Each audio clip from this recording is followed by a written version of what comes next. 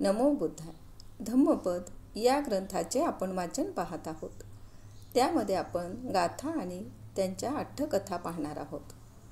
आज आपण पाहणार आहोत एक यमक वर्ग मन हेच मुख्य आहे. मनोपुब्बगमा धम्मा मनो सेठा मनोमया मनसाचे पद्दुठेन भासतीवा करोतीवा ततो नंग दुःख मनवेती चक्कंग वहतो पदंग. मनुष्याच्या सर्व व्यवहारांचे उगमस्थान मन आहे. त्याचे सर्व व्यवहार मनप्रधान मनोमय आहेत. जर कुणी दूषित मनाने वचन बोलतो किंवा काम करतो तर दुःख त्याचे अनुसरण तसेच करते जशी गाडी ओढणाऱ्या बैलांच्या पायाचे तिची चाके करतात. सार वाईट चिंतन व कृती दुःख उत्पन्न करते. मन हेच मुख्य आहे. मनोपुब्बगमा धम्मा मनोसेठा मनोमया मनसाचे पस्सनेन भासतीवा करोतीवा ततो नंग दुःख मनवेती छाया व अनपायनी. मनुष्याच्या सर्व व्यवहारांचे उगमस्थान मन आहे. त्याचे सर्व व्यवहार मनप्रधान मनोमय आहेत. जर कुणी प्रसन्न स्वच्छ मनाने वचन बोलतो किंवा काम करतो तर सुख त्याचे अनुसरण तसेच करतो जसे कधीही सोबत न सोडणारी सावली.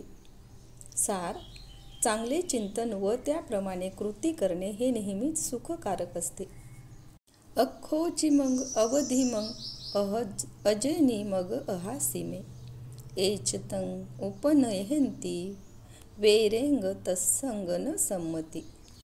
त्याने मला शिव्या दिल्या, त्याने मला मारले, त्याने मला जिंकले, त्याने मला लुटले अशा विचारांना जे थारा देतात त्यांचे वैर कधी शांत होत नाही.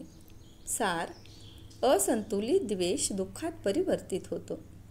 अख्खोची मग अवधी मग अंजनी मग अहासीमे एतं न उपनहंती वेरेंग तेसुपसंमती. त्याने मला शिव्या दिल्या, त्याने मला मारले, त्याने मला जिंकले, त्याने मला लुटले अशा विचारांना जे थारा देत नाहीत त्यांचे वैर शांत होते. नही वेरेन वेराने सम्मंती धकुदाचन अवैरेनच सम्मंती एस धम्मो सनातनो. वैराने वैर कधी शांत होत नाही, अवैरानेच ती शांत होते. हाच सनातन धर्म आहे. परेच न विजानती मयमेत्थ एमामसे एच तत्थ विजानंती तत्तो संमंती मेघधा. आज्ञे लोकांना हे कळत नाही की आपणा सर्वांना इथून जावे लागणार आहे.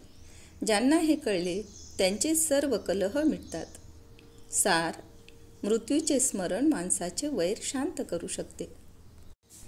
अनिकसाओ कासाबग यो उत्थं परिदहे सती अपेतो दम्मसच्चन न स कासावमर्हती.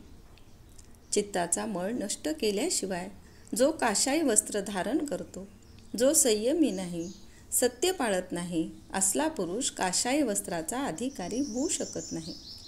सार स्वच्छ मन नसलेली व्यक्ती काशाई वस्त्र परिधान करण्यास पात्र नसते.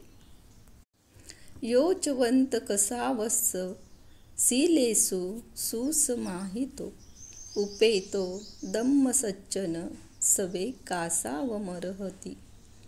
ज्याने चित्तमळाचा त्याग केला आहे, जो शीलवान आहे, जो संयमाने सत्याने युक्त आहे असाच पुरुष काशाई वस्त्राचा अधिकारी बनतो. सार केवळ शीलवंतच काशाई वस्त्र परिधान करण्यास पात्र असते.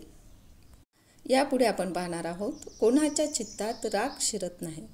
तेव्हा आमच्या चॅनलला लाईक, शेअर व सबस्क्राईब करायला विसरू नका. धन्यवाद.